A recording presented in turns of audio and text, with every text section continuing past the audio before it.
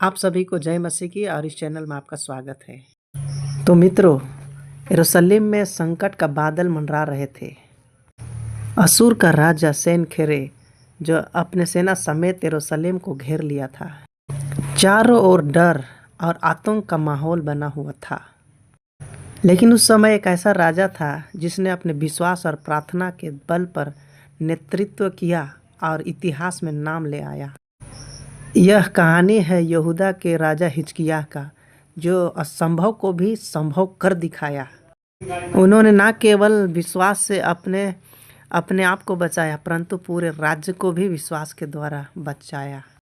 और उन्होंने दिखा दिया कि विश्वास और प्रार्थना में कितना ताकत है, पूरे संसार को दिखा दिया।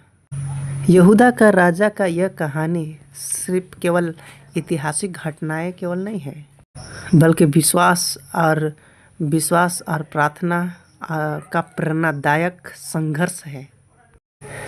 जब यरूशलेम के चारों ओर अंधेरा छाया हुआ था, तब असूर का राजा सोनाखेरे यरूशलेम के द्वारों तक पहुंच चुका था और यरूशलेम के लोग भय और निराशा और हताशा में डूबे हुए थे। बचने का कोई उम्मीद नहीं रख रहे थे। लेकिन इसी अंधकार के बीच हिजकिय्याह अपने विश्वास और प्रार्थना से न केवल अपने राज्य को बचाया, परंतु बहुत कुछ कर दिखाया उन्होंने इतिहास में अमर की कहानी भी लिखी। और पूरी कहानी क्या है, इस वीडियो में हम विस्तार से जानेंगे, इसलिए ध्यानपूर्वक सुनते रहिए। इस वीडियो को लाइक करें, सब्सक्राइब करें, ताकि आपको बहुत सारे ऐसे वीडियो देखने, सुनने, सीखने को मिलता रहे। क्योंकि एक लाइक और कमेंट ही हमको प्रेरित करता है कि हम आप तक परमेश्वर का वचन को पहुंचा सकते हैं। तो चलिए इस दिव्य कथा को हम लोग शुरू करते हैं। सुनिए ध्यान से। हिजकिय्याह का जन्म उस राजा के शासन पर हुआ जो अहाब राजा शासन कर रहा था। और अहाब राजा ने मूर्ति पूजा को बहुत ही बढ़ावा दिए, जिसके कारण से यहूदा के लोग परमेश्वर से बहुत दूर चले गए। हिजकिय्याह ने अपने जन्म से ही इन तमाम बातों से नफरत किया करता था और हिजकिय्याह ने ठाना कि इन प्रथाओं को हम बदल करके रख देंगे। और जब उन्होंने राजा बने तो सबसे पहले ही परमेश्वर यहोवा का भवन को उन्होंने मरम्मती करवाए। उन्होंने मंदिर को शुद्ध किया, मूर्तियों को नष्ट भी किया और पूरे राज्य में यह संदेश दिया कि केवल यहोवा का ही उपासना किया जाए। और इस बदलाव ने लोगों को परमेश्वर के फिर से करीब लेकर आया। पर यह परिवर्तन आसान नहीं था कि राजा हिजकिय्याह को अपने ही दरबार में कई प्रकार का विरोधियों का सामना करना पड़ा। लेकिन इसके बावजूद भी फिर भी वह डटे रहा।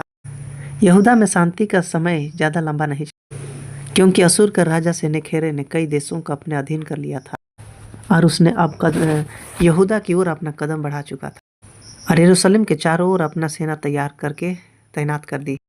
और दूतों के माध्यम से वह धमकी भरी संदेश भेजने लगा और यह कहने लगा कि तुम्हारा परमेश्वर तुमको बचा नहीं पाएगा और जो भी राष्ट्र मेरे सामने खड़ा हुआ वो नष्ट हो चुका है।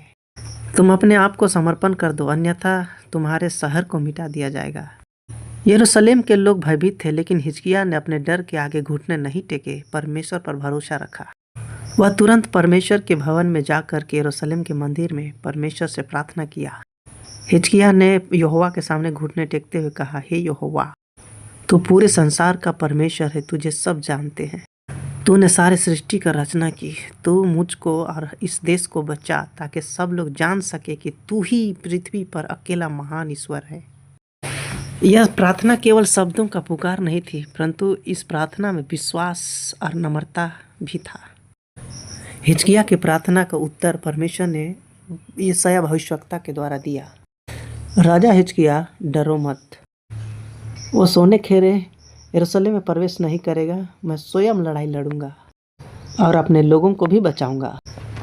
यह संदेश सुनते ही हिजकिय्याह का विश्वास और भी पक्का होता चला गया। रात का समय था और असूर की सेना अपने डेरे में सो रहे थे। तभी अचानक एक अदृश्य शक्ति ने उसको घेर लिया। परमेश्वर ने अपने दूत को भेजा और एक ही रात में 1185 सैनिक मारे गए। जब सेनाखेरे ने जागा तो अपने सैनिकों को नष्ट पाया और वह भयभीत होकर निनवे को लौट गया और वहां पर उसकी हत्या कर दी गई। यरूशलेम के लोग इस प्रार्थना का प्रत्युत्तर देख करके आश्चर्यचकित रह गए। कुछ समय बाद हिजकिय्याह बहुत ही गंभीर रूप से बीमार पड़ गया और उनकी हालत इतना खराब थी कि यशायाह भविष्यवक्ता ने बताया कि तुम्हारा मृत्यु बहुत ही निकट है। लेकिन हिजकिय्याह ने हार नहीं मानी और उन्होंने दीवार की ओर मुंह फेर करके परमेश्वर से दुआ याचना करने लगा। गिड़गिड़ा कर प्रार्थना की और कहा कि हे यहोवा, मैंने तो सदा तेरे निकट चलता आया हूँ, मुझ पर दया कर और मेरी प्रार्थना का प्रत्युत्तर दे। परमेश्वर ने उसकी प्रार्थना सुनी और यशायाह को संदेश दिया कि हिजकिय्याह का उम्र और मैं 15 साल बढ़ा दिया हूँ। और राजा हिजकिय्याह ने इस 15 साल को और भी अपने राष्ट्र को मजबूत करने में समय को बिताया। उन्होंने परमेश्वर की स्तुति की और परमेश्वर ने जिसको अनुभव दिया था लोगों के साथ साझा किया। उनकी मृत्यु के बाद यहूदा के लोग परमेश्वर का कार्यों को विश्वास करते रहे। हिजकिय्याह की यह कहानी केवल ऐतिहासिक घटना नहीं है, यह हमें सिखाती है कि प्रार्थना में शक्ति है और विश्वास के द्वारा असंभव काम को भी संभव किया जा सकता है। जब कभी भी हम अपने संकट का सामना करें तो हिजकिय्याह की तरह घुटनों के बल खड़े होकर के विश्वास में मजबूत होकर के करना चाहिए, क्योंकि परमेश्वर हमेशा अपने लोगों की पुकार को सुनते हैं। जब यशायाह ने सेनाखेरे का विनाश का संदेश दिया तो उन्होंने यह नहीं कहा कि केवल इस लड़ाई को परमेश्वर लड़ेगा, यह लड़ाई आत्मिक है। जो लोग विश्वास करेंगे वो लोग बचाए जाएंगे, परंतु जो लोग परमेश्वर को ठुकराएंगे वो लोग अपने में ही विनाश हो जाएंगे। यह संदेश केवल यरूशलेम की नहीं था परंतु पूरे दुनिया के लिए था।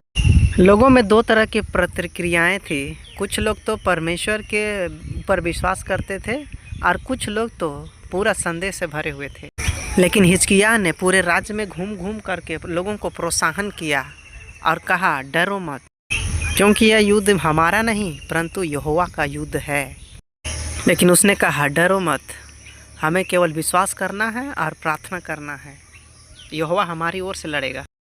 कुछ लोगों ने आग का घेरे और एक चमकदार पुरुष को देख लिया था, लेकिन सेनाखेरे ने इसको अफवाह मान करके अनदेखा कर दिया। लेकिन एक रात परमेश्वर का स्वर्गदूत उनके पास उतर आया और उस क्षेत्र में पूरा शांति भरा हुआ था। यरूशलेम के पहाड़ियों पर भी शांति छाया हुआ था। परमेश्वर का दूत जैसे ही वहां पर आया वैसे ही चारों तरफ आग का लपटों से घेरा बनता गया। सुबह होते ही देखा कि चारों तरफ शत्रु मरे पड़े हुए हैं। यह चमत्कार यरूशलेम के लिए संदेश था कि परमेश्वर उनके साथ है। सब कुछ शांत हो गया, लेकिन हिजकिय्याह गंभीर बीमारी से पीड़ित हो जाती। यह बीमारी शारीरिक नहीं था, लेकिन यह आत्मा का गंभीर परीक्षा भी था। उनके मन में सवाल उठा, क्या मेरा समय पूरा हो गया है? यरूशलेम के लिए मेरा समय पूरा हो गया है। यह समय तुम्हारे लिए एक नया अध्याय शुरू करने का है, इसलिए तुम प्रार्थना करो, यशायाह ने कहा, और परमेश्वर से अपनी सच्चाई प्रकट करने के लिए कहो। जब हिजकिय्याह को 15 साल का जीवन दान मिला तब वह अपना देश को मजबूत करने में और परमेश्वर की और आत्मिक गहराई में जाने के लिए अध्ययन मनन। उन्होंने न केवल अपने देश को शारीरिक रूप और भौतिक रूप से मजबूत किया परंतु आध्यात्मिक रूप से भी मजबूत किया। इन 15 वर्ष में ये हिजकिय्याह ने परमेश्वर का महिमा को पूरे यहूदा में फैलाया।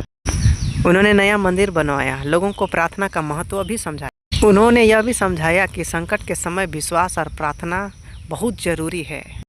हिजकिय्याह ने अपने समय में एक प्रार्थना की और वो आज भी प्रार्थना प्रेरणा का संकेत है। हे परमेश्वर, मेरी आत्मा को शांति की राह पर ले चल।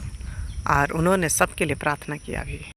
हमारे जीवन में कितनों भी संकट, मुसीबत, दिक्कत, परेशानी आए, लेकिन आप प्रार्थना करने वाला, विश्वास करने वाला, वचन को फॉलो करने वाले हैं तो आपके ऊपर में कितनों भी संकट डाल दिया जाए वो कार्य कर ही नहीं सकता है। जब जीवन में अंधकार छा जाए और चारों तरफ से शत्रु घेर ले, तब परमेश्वर के सामने जा कर के घुटनों के बल खड़ा होकर हित की परमेश्वर पर भरोसा रखे और प्रार्थना में बने रहे। आशीष करे। इसी तरह से और भी बाइबल का सुंदर, उत्तम, गहरा बात को जानने के लिए, सुनने, सीखने, समझने के लिए इस चैनल को लिंक में जा कर के सब्सक्राइब करें, ताकि हम जब भी आपको वीडियो डालें नोटिफिकेशन आपको मिल जाए। प्रभु आप सबको आशीष करे। आमीन।